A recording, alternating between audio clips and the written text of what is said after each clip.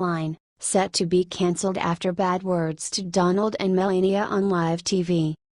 Good Lord, listening to these over-the-hill D-list busybodies on The View attempting to figure out President Trump's lifestyle is akin to those unattractive and overweight girls spreading rumors about the most popular couple in high school.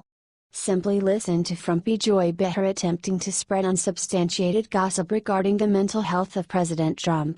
And then pivots to a subject that perhaps she only wishes she could still enjoy sex and what our Commander-in-Chief and the First Lady are up to, between the sheets.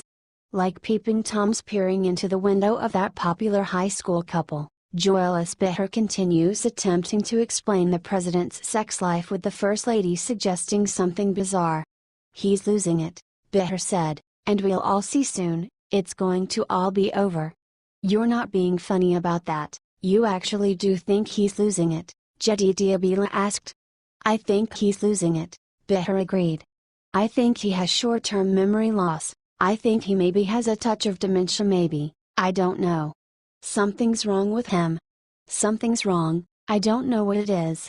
The distasteful gossip and innuendo continued with Bila suggesting, it could be the sleep and also, that he didn't realize this job was going to be what it was. With, "I always say that he didn't want this job. He didn't want this job." Now sounding more and more like a soothsayer, Bila proclaims, he wanted the fame. He wanted the fame that came with it, he thought it would boost his popularity, but he was not prepared for this. At which point sexually deprived Behar went back to her favorite topic, "It's also possible that Melania is living in New York most of the time," Behar speculated. "And he's in Mar-a-Lago, and you know sometimes sex puts you to sleep. He ain't getting any of that." And thus another thought-provoking segment of The View has come to an end, and now it's time to take out the trash. Please share this on Facebook if you think it's time to cancel The View.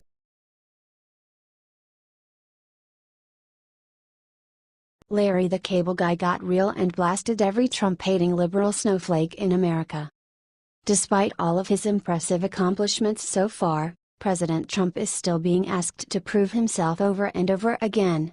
His supporters are patting themselves on the back, but his critics are looking for even the slightest hint that he might fail. Forget the fact that the president failing is bad for the whole country, they'd cut off their own noses to spite their face. Somehow people just can't fathom that someone with no political background can come in and do a better job as president than the generations of Washington insiders who've been making a mess of things for decades, but he is. Yes, there are always going to be dissenters who want him to fail on principle, but even they will reap the benefits of a safer country and better economy. That's kinda how it works, the rain falls equally on the just and the unjust in this country. When asked what he thought about President Trump, Daniel Lawrence Whitney, also known as Larry the Cable Guy, touched on some of the reasons that he thinks Donald Trump will succeed as President of the United States. There are a number of unconventional things about our current POTUS, but if we look at it objectively, we have to admit that the man likes to win. I mean, he really likes to win. If anybody had any doubt that he would do what was best for the country just because he thought it was the right thing to do, that drive to succeed should patch up any holes in his resolve. Here are a few of the stats about how the general public thinks that President Trump is doing in office.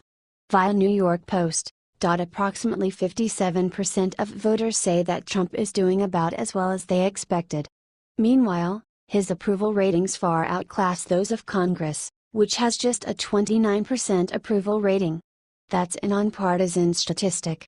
And 31% approve of Democrats in Congress, while 32% approve of Republicans in Congress. The most unpopular figure in American politics remains House Minority Leader Nancy Pelosi, D. California, with 19% who feel positively about her in any way against 44% who feel negatively about her. The Democratic Party's negatives double up the Republican Party's. 52% say that Trump's chaotic style is unique to this administration and suggests real problems. But the American people largely agree with Trump's agenda. 86% say that a small group in our nation's capital has reaped the rewards of government while the people have borne the cost. 53% say that the news media and other elites are exaggerating the problems with the Trump administration because they are uncomfortable and threatened with the kind of change that Trump represents. This reflects what many of us heard during the election about why people plan to vote for Trump. They wanted someone who would look out for the little man. American politics were dangerously close to becoming locked up by a ruling class, and that desperately needed to be busted apart before it was too far gone. Those who hold political office are supposed to represent and stand up for the people, not use them to execute their own agenda, and the latter was happening more and more. So will President Trump do well? I guess time alone will tell, but he seems to be off to a pretty good start.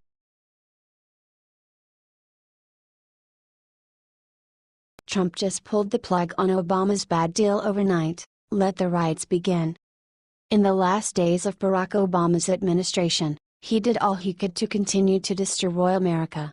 The list of disgusting things Obama did before Donald Trump was inaugurated truly turned conservative America's stomach.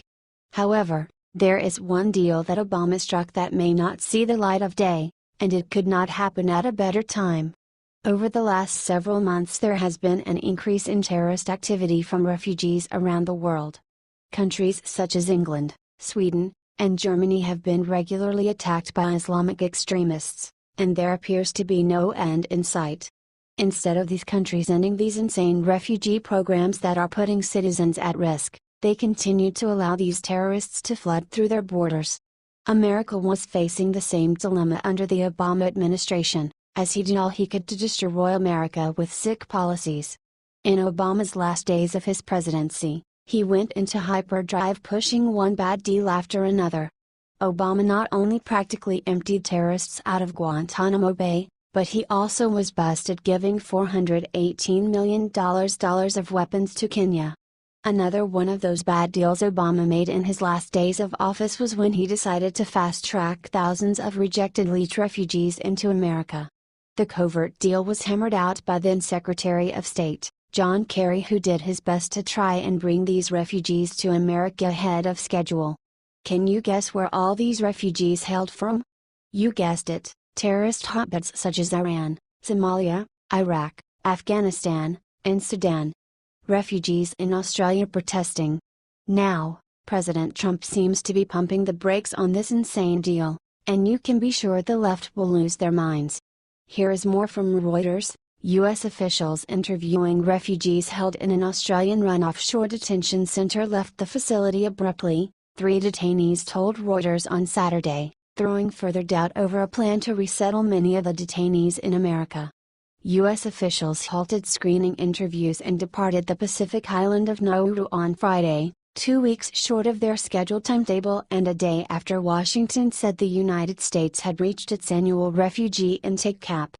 U.S. officials were scheduled to be on Nauru until July 26 but they left on Friday, one refugee told Reuters, requesting anonymity as he did not want to jeopardize his application for U.S. resettlement.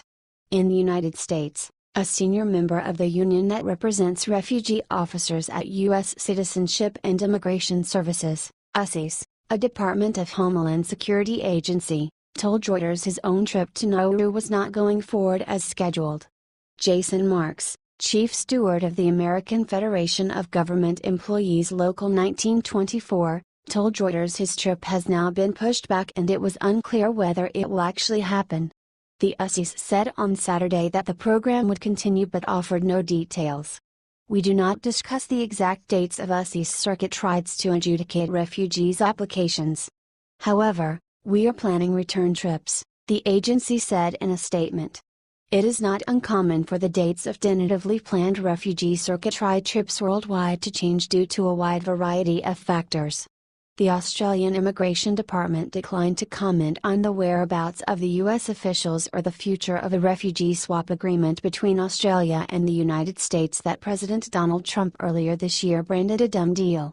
Australian Foreign Minister Julie Bishop said on Sunday the deal was progressing as expected, reiterating the government had assurances from the Trump administration.